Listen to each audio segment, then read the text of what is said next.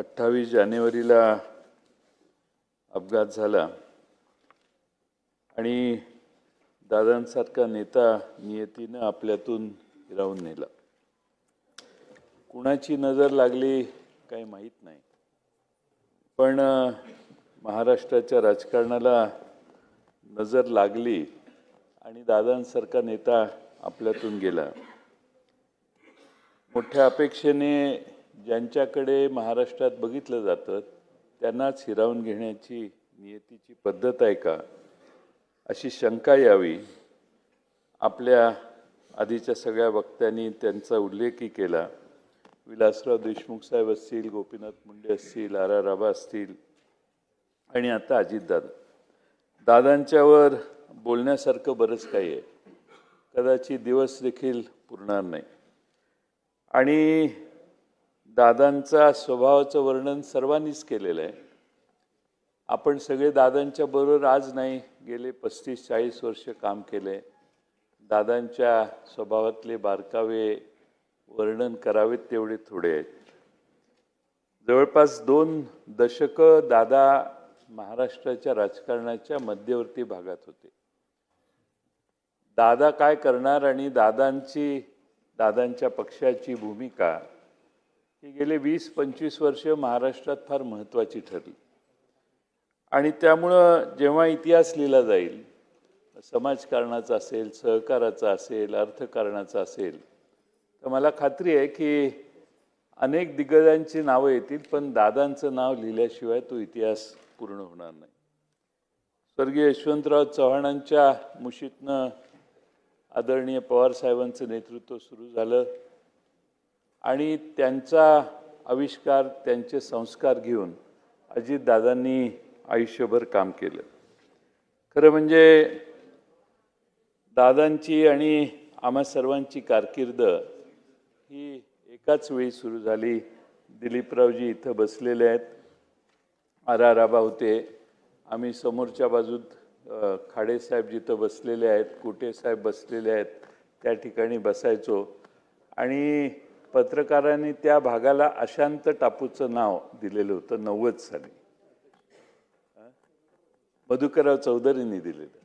आणि मधुकरराव चौधरी साहेब यांनी त्या परिसराचं नाव अशांत टापू दिलेलं, कारण सभागृह शांत असायचं, पण तिथलेच 10-15 जण हे एकमेकात बोलणं तरी करायचे किंवा दंगा तरी करायचे किंवा प्रचंड सत्तेत असून देखील प्रश्नांची सरबत्ती सरकारवर करायचे.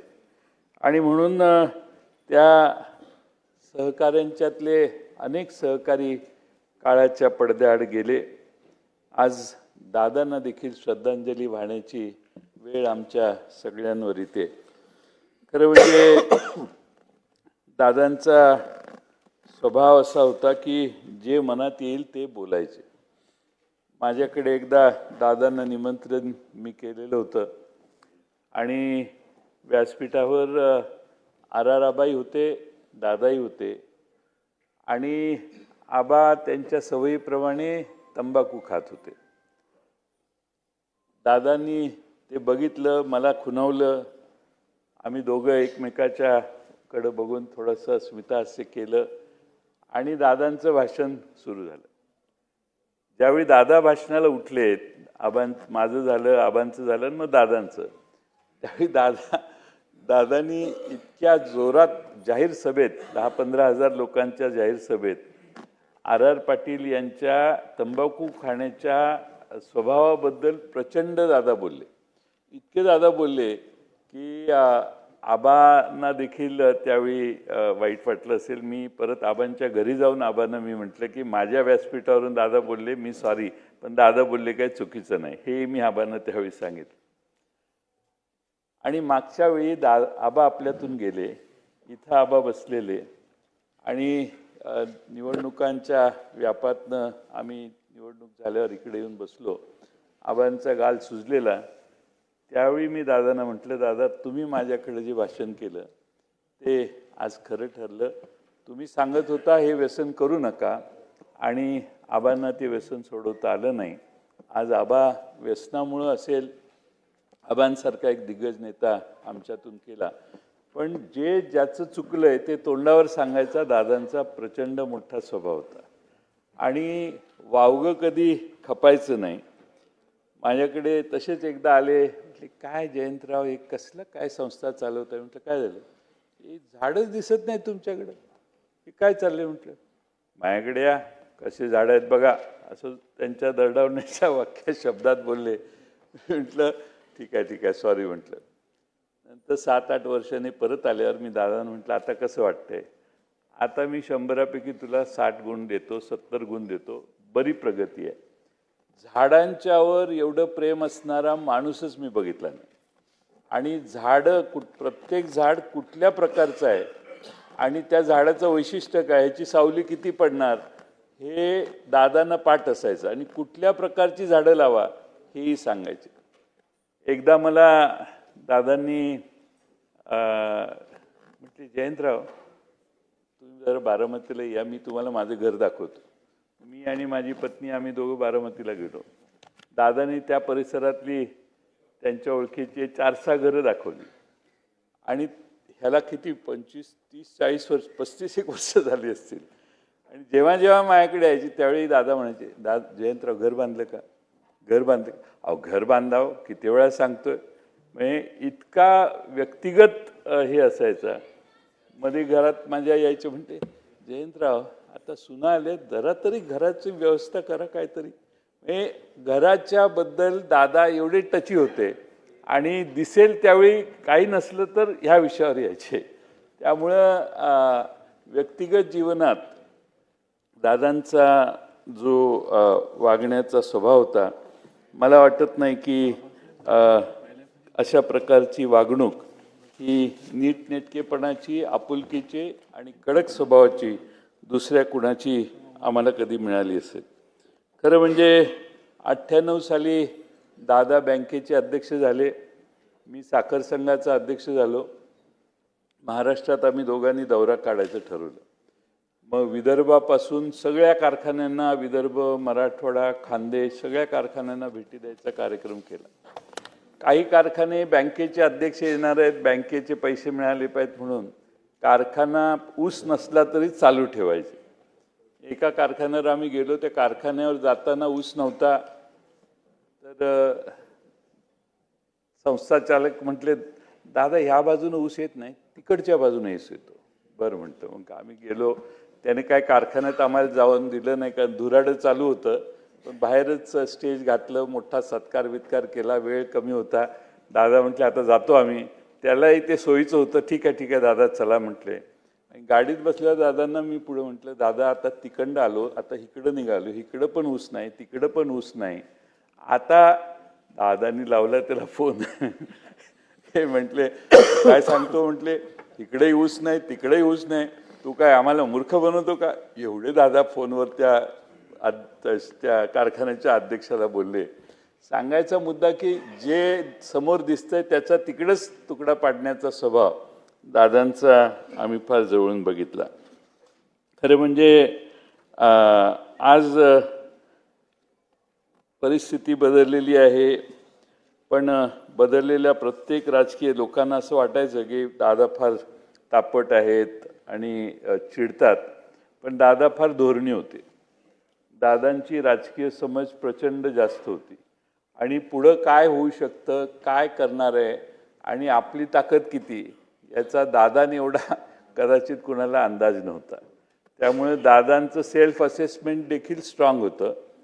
आणि मी पक्षाचा अध्यक्ष झाल्यावर 2019ला आमच्या कार्यालयात काही फारशी गर्दी नसायची. म्हणजे आले धनंजय मुंडे आले, दिलीप तायराव आले, संजय आले, असे कोण कोण आले तरच आमच्याकडं जरा 10-15 जण आले. कारण ते ओटीचा टाईम होता 18-19चा काळ. आम्ही एक सर्वे केला आणि दादांना मी म्हटलं दादा ही सर्वेप्रमाणे, हो सर्वेप्रमाणेच आम्ही दोघं एकत्रित बसून जे सर्वेने आले त्यांनाच तिकीटं दिली. 2 बदलायची होती. एक आपले बनसोडे, आपले विधानसभेचे उपाध्यक्ष अण्णा बनसोडेंचं, ते हायवेला तिकडं टोल नाक्यावरच त्यांना घेराव केला. दादांनी मला तिकडं फोन केला, जयंतराव मी ते काल हे नाव सांगितलेलं ते आता बदललं तर चालेल का? म्हटलं चालेल. एबी फॉर्म तुमच्या आधी पोचलेत म्हटलं पुण्यात, त्यातलं कुठलंही द्या म्हटलं, काय हरकत नाही. ठीक आहे म्हटले. मग आणखीन थोड्या वेळाने दुसरा फोन आला, कुठंतरी मराठवाड्यात बदलायचं आहे, बदललं तर चालेल का? सांगायचा मुद्दा मगाशी भास्करांनी सांगितलं, पक्षाच्या अध्यक्षाला सांगून त्याला पाहिजे ते त्यांच्या कानावर घालून निर्णय घेण्याची एक प्रचंड मोठी स्वभावाचं वैशिष्ट्य दादांचं आम्ही बघितलं. आणि मला आठवतं एकदा संघर्ष यात्रा काढली, काँग्रेस पक्ष 17 जण निलंबित केली, भास्करांना निलंबित केलं, आमचं संग्राम जगतापी त्यात आहे, असे 16-17 जण निलंबित त्यावेळी झाले. मग संघर्ष यात्रा निघाली. संघर्ष यात्राचं राधाकृष्ण विखे विरोधी पक्ष नेते, सगळी बसची व्यवस्था राधाकृष्ण विखे पाटलांची, जेवणाची सगळी व्यवस्था राधाकृष्ण विखे पाटील, आम्ही फक्त बसमधले प्रवासी असायचो. दादा म्हणायचे, हे राधाकृष्ण विखेलाच आपल्याकडे एकदा खेचला पाहिजे, जयंत हे किती चांगली व्यवस्था करतो बघा, खेचला पाहिजे म्हणजे आपल्याकडे आणला पाहिजे. म्हणजे जे ताकद ज्याची आहे, काम ज्याचं आहे, त्याचं रिकग्निशन करण्याचा त्यांचा एक वेगळा स्वभाव होता. आणि सगळ्या महाराष्ट्रात म्हणजे सगळ्या जिल्ह्यात आम्ही त्यावेळी प्रवास केला.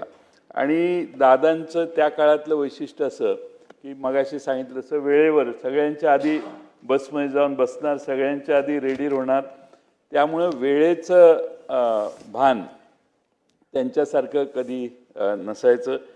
मी शेवटी त्यांना सांगायचो, मला जरा अर्धा तास आधीची वेळ कळवत जावा, म्हणजे 8ला यायचं तर 7:30ला कळवा, मी 8ला पोहोचत जाईन, असं मला सांगतच जाऊ नका 8 आहे म्हणून 7:30च सांगा.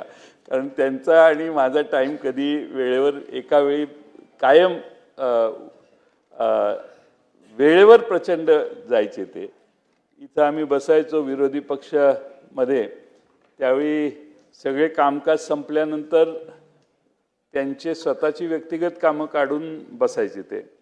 आणि प्रत्येक बारीक लहान लहान आलेल्या पत्राला काय काय करायचं याच्यावर सूचना लिहायचे. त्यामुळे प्रशासनावर प्रचंड वचक होता. मला खात्री आहे की दादा जर आज आपल्यात असते पुढची 15-20 वर्ष, तर नक्की दादांची क्षमताच एवढी होती आणि ॲक्सेप्टेबिलिटी एवढी होती की दादा भविष्य काळात कधी ना कधीतरी महाराष्ट्राच्या प्रमुख पदावर नक्की बसले असते, याची माझ्या मनात कधीच शंका नव्हती. आणि त्यामुळं अलीकडच्या काळात माझा त्यांचा स्नेह फार जवळचा झाला होता. आणि गेले 8-9 महिने बऱ्याच बैठका माझ्या त्यांच्या झाल्या. आणि त्यावेळी इतक्या वेळेला जेवणाला यायचे, इतके प्रचंड खुश असायचे की मला या मागच्या 4 महिन्यात दादांच्या चेहऱ्यावरची खुशी प्रचंड मोठी होती, हे या ठिकाणी नमूद करणं आवश्यक आहे. खरं म्हणजे आज महाराष्ट्रामध्ये जे समाजकारण राजकारण आहे, ते सगळं समाजकारण राजकारण हे वेगळ्या प्रकारचं आहे. मी त्याच्यावर जाणार नाही, कारण आज ही आपण दादांना श्रद्धांजली वाहतोय. पण दादांना शरद पवार साहेबांच्याबद्दल प्रचंड अभिमान असायचा. मध्ये महापालिकेच्या निवडणुकीत त्यांनी भाषण करताना कोणाला म्हटले मला माहीत नाही, ते म्हटले, तू असशील मोठ्या बापाचा, पण मी पण कमी नाही, मी पण मोठ्या काकांचा पुतण्या आहे, तुझ्या बापापेक्षा माझा काका लय मोठा आहे. याच्यातनं त्यांना ठीक आहे मतभेद झाले असतील, पण शरद पवार साहेबांच्याबद्दल प्रचंड आदर हा शेवटपर्यंत मी त्यांच्या डोळ्यात, त्यांच्या वागण्यात, त्यांच्या बोलण्यात बघितला. अलीकडे साहेबांची तब्येत बरोबर नाही याविषयी देखील ते अतिशय स्पष्टपणाने बऱ्याच गोष्टी आम्हा सगळ्यांना सांगायचं काम करायचं. खरं म्हणजे बोलण्यासारखं अनेक आहे, मी बरेच काय बोलू शकतो, पण मला असं वाटतं की आमचं नेहमी असायचं, आमच्या पक्षाचं ब्रीदवाक्य असायचं, योग्य वेळी योग्य निर्णय. पण दादांचा अचानक जाण्याचा निर्णय हा खरं म्हणजे चुकीचा झाला. हा एकच निर्णय दादांचा चुकला असं म्हटलं तर वावगं ठरणार नाही. मला समोरून सारखे खुणवायचे आणि एकदा इथं मी बसलेलो, मुनगंटीवार तिकडनं मला म्हटले जयंतराव आमच्यात या. त्यावेळी दादा उठले एवढे तडकाफडकी आणि दादानी मुनगंटीवार साहेबांना फारच मुनगंटीवार साहेबांच्या बोलण्याला आक्षेप घेतला. मग दादा तिकडे गेले आणि वहिनी बसल्या तिथं दादा बसायचे. तिथं बसल्यावर दादांनी तिकडनं भाषणात मला सांगितलं आमचं तुमच्यावर फार बारकाईनं लक्ष आहे. आणि मग बाकीचे काही राजकीय भाष्य केलं त्यांनी. त्यामुळे सारखे म्हणजे राजकीय म्हणजे जागरूकता त्यांची. सभागृहात काही झालं कुठंही तर चटकन त्याला म्हणजे रावळ काय बोलले तर रावळ्यांच्या मतदारसंघातली माहिती देखील त्यांना परफेक्ट असायची. त्यामुळं ह्या 288 मतदारसंघाचा अतिशय बारकाईनं अभ्यास दादांना होता हे आपल्या सगळ्यांना कबूल केलं पाहिजे. खरं म्हणजे अनेक गोष्टी या ठिकाणी सांगता येतील. आम्ही भाषणाला जायचो तर सगळे समोर दादांच्यासाठी घोषणा असायची. एकच वादा अजित दादा. आणि ती घोषणा एक एवढी मोठी असायची असं आम्हाला वाटलं नव्हतं की दादा एवढ्या लवकर आपला वादा तोडून आपल्यातून निघून जातील. दुर्दैव आहे बाकीच्या सगळ्या गोष्टी येतील पण माणूस गेल्यावर त्या गोष्टी आपल्याला मिळू शकत नाहीत. आम्हा सर्वांचीच जे राष्ट्रवादी शरद पवार साहेबांच्या छत्रछायाखाली काम करणारे कार्यकर्ते आहेत त्या सर्वांचीच प्रचंड हानी झाली आहे. पण बारामतीकरांची फार मोठी हानी झालेली आहे. बारामतीत आपण गेल्यावर बारामतीचं जे वैशिष्ट्य आहे प्रत्येकजण आपापल्या मतदारसंघात सरकारकडून मदत घेऊन जातो. पण बारामतीमध्ये गेल्यावर लक्षात येतं की दादांनी बारामती किती बारकाव्यानं उभी केलेली आहे. रस्त्यावरच्या फुटपाथच्या रंग जरी खराब झाला तरी गाडी उभं करून फोन करून तो रंग परत मारून घ्या सांगणारे दादा आणि स्वतः फुटपाथ झाडं आणि तिथला परिसर बघण्याच्यासाठी प्रचंड वेळ देणारे दादा हे आपण सगळ्यांनी बघितले. ते बारामतीकरांना त्यांची कायमची उणीव भासेल असं मला वाटते. लोकप्रतिनिधी आपण सगळेच आहे पण एवढा जीव लावून त्या बारामतीत काम दादांनी केलं हे तिथं गेल्यावरच आपल्या सगळ्यांना कळू शकतं. आणि म्हणून आज त्यांना श्रद्धांजली वाहण्याची वेळ आमच्यावर कधी येईल असं आम्हाला कधीच वाटलं नाही. मला दादा गेल्याचा धक्का प्रत्येकालाच आहे. आम्हा सगळ्यांना तर बातमी कळल्यानंतर सुचत नव्हतं की असं शक्य कसं होऊ शकतं. म्हणजे दादांच्या पार्थिवाचं दर्शन घेण्याचंही धाडस आम्ही तिथं असूनही आम्हा कुणाला झालं नाही. आणि त्यामुळं माझी मुख्यमंत्री महोदयांना विनंती आहे की हा अपघात कसा झाला कशामुळे झाला. मला खात्री आहे आपण त्यात लक्ष घालाल आणि तांत्रिकदृष्ट्या हा अहवाल जो येईल त्याच्यामुळं महाराष्ट्रात असा अपघात कसा झाला याचा खुलासा स्पष्टपणे होणे आवश्यक आहे. असं म्हणजे ॲक्सिडेंट यापूर्वी कधीही मोठ्या विमानांचाही लहान विमानांचाही हा असा कधी झालेला आम्हाला ऐकवत नाही. आणि म्हणून दादांना मी राष्ट्रवादी पक्षाच्या वतीनं श्रद्धांजली वाहतो. अजून बराच वेळ बोलता येईल पण मी सभागृहाचा वेळ घेऊ इच्छित नाही. महाराष्ट्राच्या ज्येष्ठ नेत्या शालिनीताई पाटील यांचं निधन 94व्या वर्षी माहीमला झालं. आणि सत्यशोधक विचाराचे प्रणेते ज्योतिराव फाळके पाटील यांच्या त्या कन्या होत्या, वकील होत्या. आमच्या सांगली जिल्ह्यात लोकल बोर्डाच्या सदस्या म्हणून त्यांनी कामाची सुरुवात केली आणि एक वेगळी छाप त्यांनी उमटवली. आणि महसूल मंत्री म्हणूनही त्यांनी त्यांची कारकीर्द गाजवली. आणि अतिशय करारी स्वभावाच्या होत्या. कोरेगाव विधानसभेत 1999 ते 2009 आमदार म्हणून त्या निवडून आल्या. 90 आणि 95मध्ये जनता दल आणि अपक्ष म्हणून देखील त्यांनी निवडणूक लढवलेली. पण एक करारी आणि अतिशय बाणेदार आणि ठामपणाने आपली भूमिका मांडणारी भगिनी म्हणून महाराष्ट्राच्या राजकारणात त्यांना सर्वांनी पाहिलेलं आहे. स्वरूप सिंग हिऱ्या नाईक हे सुद्धा आम्ही जवळून पाहिलेले आहेत. मी अर्थमंत्री असताना त्यांचा एक फार मोठा गहन प्रश्न होता. ते स्वरूप सिंग हिऱ्या नाईक आणि आमचे अमरीशभाई पटेल वगैरे सगळे त्या भागातले आमदार यांना घेऊन माझ्याकडे आले आणि 2 तास थांबल्यावर प्रश्न सुटल्यावर परत काम तुम्ही माझं केलं म्हणून नुसतं येऊन चहा घेऊन जाणारे स्वरूप सिंग नाईक देखील मी फार जवळून बघितलेले आहेत.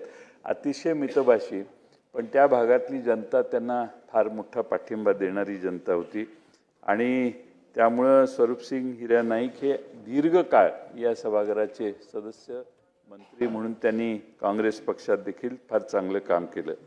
राज पुरोहित ह्यांना देखील आम्ही जवळून पाहिलेलं होतं. राज पुरोहित मगाशी जे आमच्या गुलाबरावनी वर्णन केलं तसं त्यांचा स्वभाव सर्वांशी संबंध ठेवायचा होता आणि राज पुरोहितांचा आणि दिलीप वळसे पाटलांचा फार संबंध होता मैत्रीचा. त्यामुळे आमची त्यांची मध्ये आधे बरीच भेट व्हायची. गंगाधर पटणे असतील, निळकंठ चिंतामण फालक असतील, विश्वास नांदेकर असतील आणि रूपलेखाताई ढोरे असतील, या सर्वांच्या निधनाच्या शोकप्रस्तावाला पाठिंबा देऊन मी माझे 2 शब्द संपवतो.